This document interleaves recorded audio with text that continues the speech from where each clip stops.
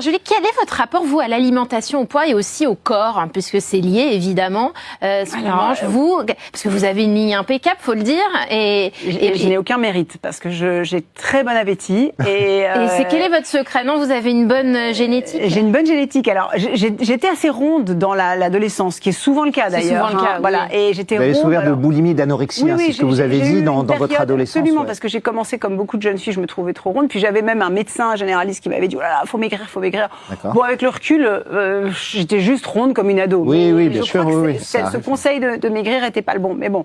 Et donc je me suis lancée dans une série de régimes, comme on en trouve sans doute aujourd'hui dans les magazines. Avec un coup c'était que des fruits rouges, l'autre coup c'était que des protéines ou je ne sais quoi, des boissons, des machins. Forcément, ça vous dérègle. Il se trouve que moi, en plus, je n'avais pas vraiment de socle alimentaire, de grammaire alimentaire, parce qu'on ne cuisinait pas chez moi. D'accord.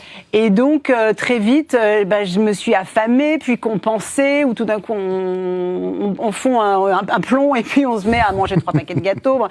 Et je crois que malheureusement beaucoup de jeunes femmes et quelques hommes, mais c'est surtout un problème féminin, sont confrontés à ça. Et donc à partir de là, il faut en sortir, ce qui n'est pas toujours évident.